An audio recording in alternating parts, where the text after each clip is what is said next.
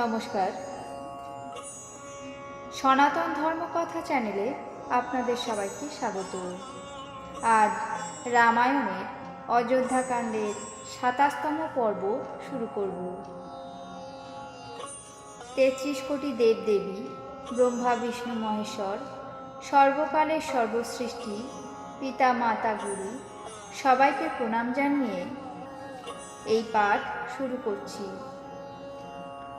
ভরত রাজসভায় গুরু এবং সভাসদদের সামনে শ্রীরামচন্দ্রের কাছে বনবাসে যাওয়ার প্রস্তাব দিলেন এবং বললেন, শ্রীরামচন্দ্রের শীল, সংকোচ এবং স্বভাব কৃপা এবং স্নেহের নিদান। শ্রীরামচন্দ্র কখনো তার শত্রুরও অনিষ্ট করেননি।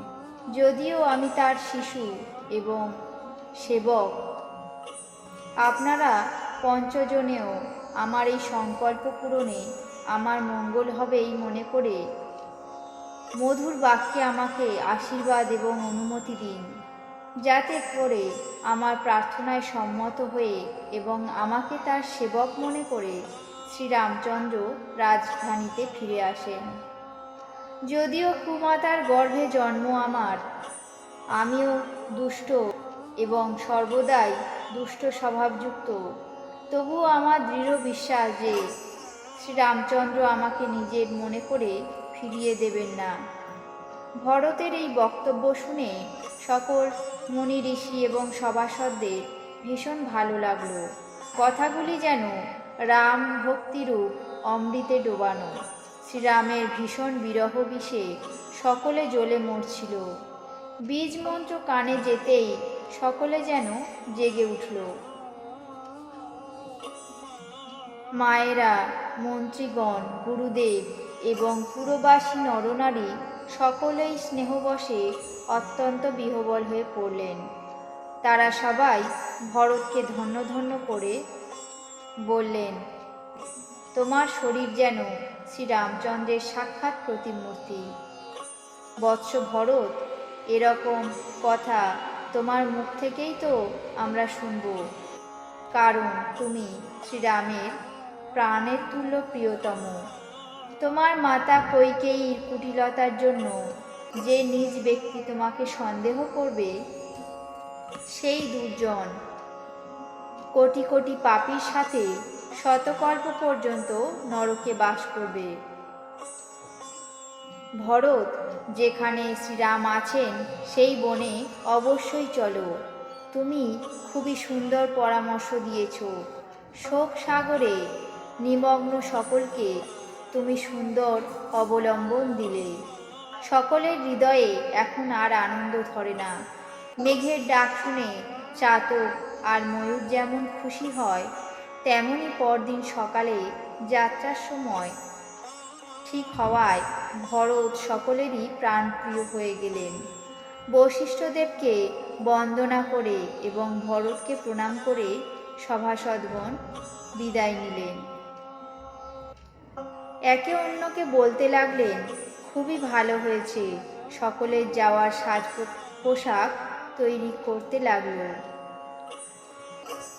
কেউ কেউ বলতে লাগলো, কাউকে না কাউকে গৃহে থাকতে হবে। সংসার জীবনের সার্থকতা কে না চায়। যানবাহনে সাজাতে লাগলো। মনের আনন্দ আর ধরে না। সকালবেলাতেই যাত্রা শুরু। ভরত মনে মনে চিন্তা করতে লাগলেন ঘোড়া, হাতি, রাজপ্রাসাদ, কোষাগার ইত্যাদি নিয়ে। সমস্ত সম্পত্তি শ্রীরামচন্দ্রের, যদি রক্ষার ব্যবস্থা না করে তাদের এমনি ফেলে চলে যায়, তাহলে পরিণামে ভালো হবে না।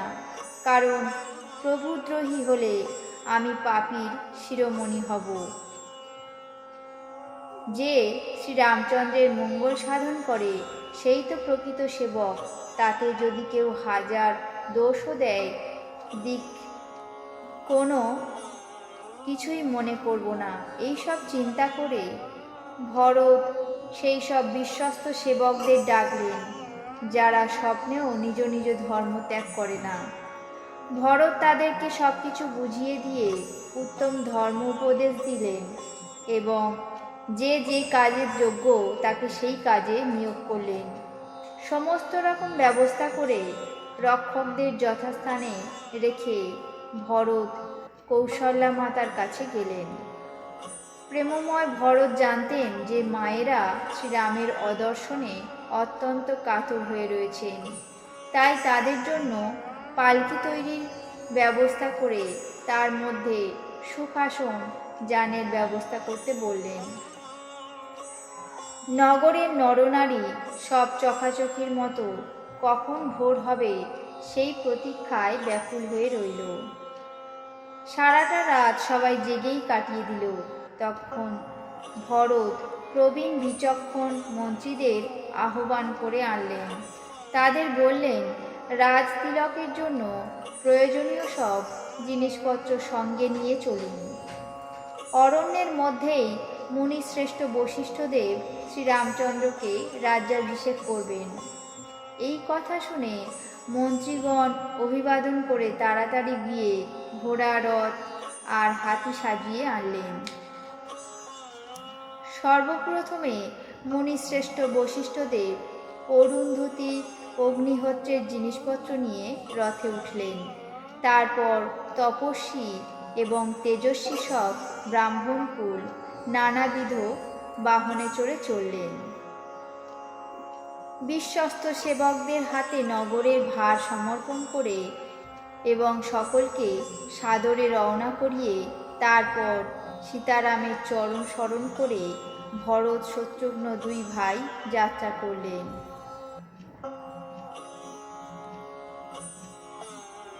আজ রামায়ণের ২৭তম পর্ব এখানেই শেষ করছি। বাকি অংশ আগামী পর্বে পাঠ করে শোনাব। আপনাদের কেমন লাগলো তা অবশ্যই কমেন্ট বক্সে জানাবেন। চ্যানেলটিকে সাবস্ক্রাইব করবেন, লাইক করবেন, শেয়ার করবেন। ধন্যবাদ।